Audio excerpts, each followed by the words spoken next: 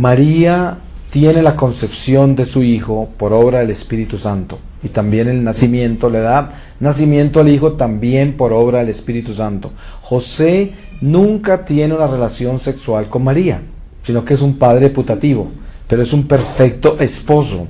Y ese matrimonio es el matrimonio donde no hubo pecado, la familia de Nazaret.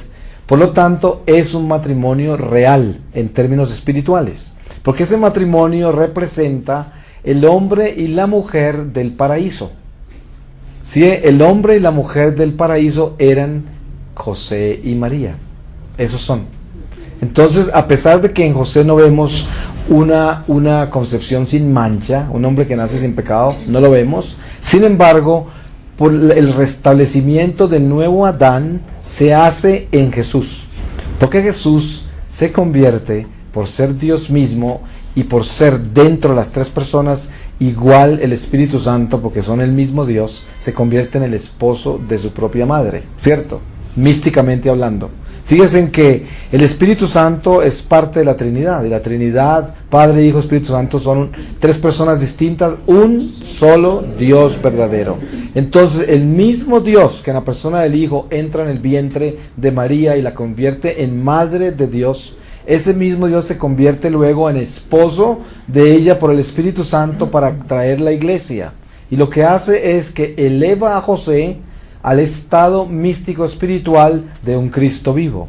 Y por eso José es puro, y José es casto. José se mantiene como el esposo perfecto.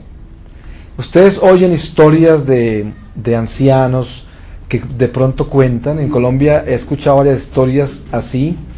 En países católicos se oye de eso. En Irlanda he conocido situaciones así, en que una pareja tuvo hijos, digamos 5 hijos, 10 hijos, cosa que no es muy común hoy ya. Y de repente, cuando tuvieron todos los hijos, decidieron entrar en castidad y ya no tienen vida sexual. Le ofrecieron su vida a Dios, porque ya tuvieron los hijos que tuvieron, ya saben que no van a tener más, ya lo saben de alguna manera, y ya le ofrecen su vida al Señor y no tienen vida sexual. Y entran en una castidad, no porque condenen la vida sexual, sino porque es una decisión personal que tomaron y son capaces de llevarla sin caer en tentación, porque están preparados para eso. Entonces se elevan místicamente a un estado de la familia de Nazaret. Y estos son dones del Espíritu Santo, son gracias de Dios. El sentido espiritual del matrimonio debe siempre ser elevado a la casa de Nazaret, al hogar de Nazaret. Por esa razón, la obediencia a la iglesia es básica y fundamental en la salud de la familia. Si nosotros obedecemos a la iglesia, antes de casarnos nos preparamos y tenemos una preparación prematrimonial, y la iglesia nos instruye. Mire, hay personas que dicen, es que el párroco mío no siempre vive de afán, y la gente que nos enseña es gente que no sabe y todo eso. Toda esa gente está leyendo de la doctrina de la iglesia y se la está enseñando. A lo mejor no saben hablar bien, a lo mejor no tienen dientes, a lo mejor quién sabe qué, pero le están leyendo la doctrina, le están enseñando la iglesia. No importa quién es el mensajero, lo importante es el mensaje. La mayoría de las personas se dejan atrapar por el mensajero. Por eso hay gente que no se confiesa, porque el obstáculo de la persona humana del sacerdote no los deja confesar. Porque el mensajero se le roba el mensaje. Por la vanidad, por la pretensión, nuestra humanidad rebelde se rebela contra el mensajero. Y Dios nos habla a nosotros a través de mensajeros.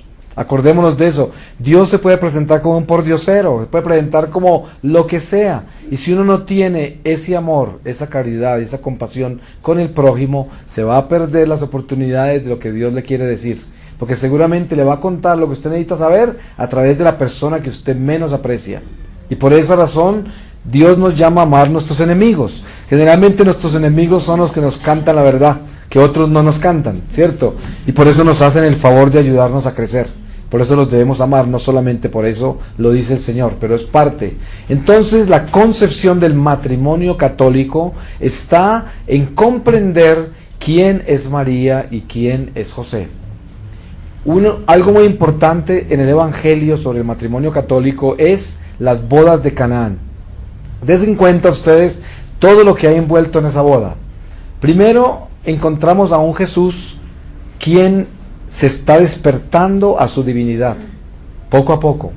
O sea, Cuando Jesús aparece entre nosotros, inmediatamente no dijo, yo soy el Mesías, yo soy Dios. No, Él empezó a descubrirlo Él también, porque Él vino y se hizo perfecto hombre. La prueba está que cuando Jesús es encontrado en el templo después de perderse 3 días, las escrituras dicen que Él se fue a crecer en sabiduría con su mamá y su papá. Y cualquier persona racional diría, ¿cómo puede crecer en sabiduría Dios? Pues des en cuenta que era el hombre Dios. Por lo tanto, vivía como hombre y existía como Dios. Y se despertó a su divinidad. Cuando tenía 30 años aparece en las bodas de Caná. Miren que Jesús piensa que todavía no es su hora, pero ya sabe sobre su divinidad. Pues ya tiene 30 años, ya se le ha despertado de todo. Pero Él dice, pero no es mi hora, no es mi tiempo. ¿Qué quieres de mí, mujer? Le dice a la Virgen María. Pero es que la obra salvífica, la obra de la salvación envuelve a María como corredentora. Ella es parte de toda la etapa de la redención nuestra. Toda etapa. Ahí está María en todo, absolutamente en todo. Entonces, María es el motor de la primera manifestación pública sobrenatural del Mesías, que es su propio Hijo, que Dios concibe en su vientre en forma sobrenatural. Cuando Jesús se expresa sobrenaturalmente, se expresa primero sobre el milagro que es la purificación, sobre el agua. Miren que primero es el bautismo del agua. El matrimonio es el costado de Jesús.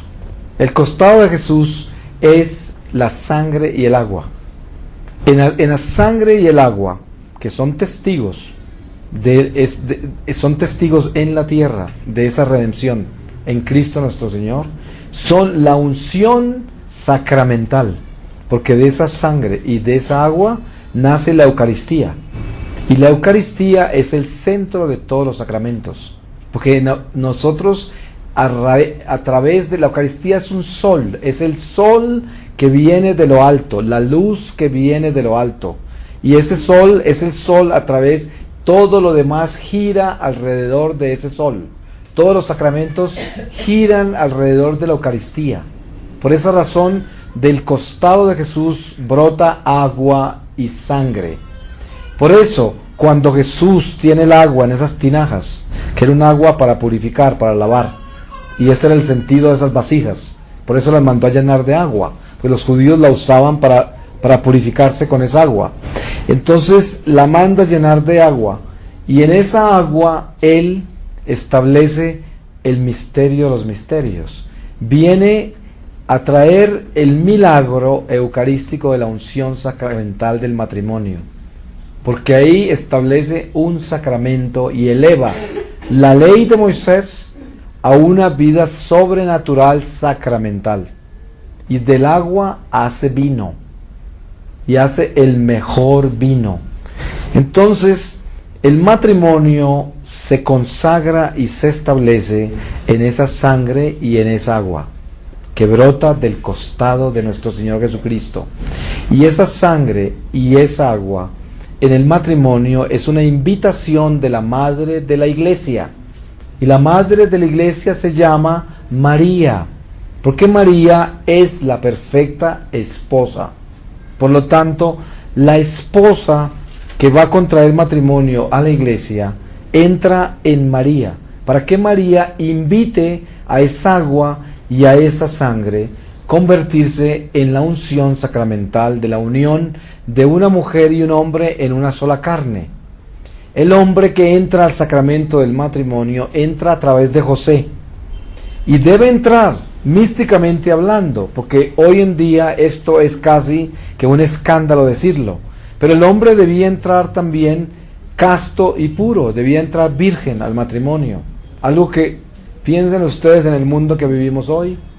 En el pasado, en la antigüedad, solamente los paganos llegaban sin ser vírgenes al matrimonio, porque ellos no conocían de estas cosas.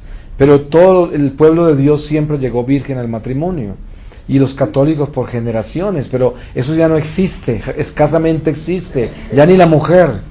Pero porque así estamos de perdidos. Y des en cuenta lo difícil que es remendar, reparar el daño que el diablo nos ha hecho a través de los años. Se nos robó la esencia de nuestro matrimonio, que es la virginidad. Se la robó.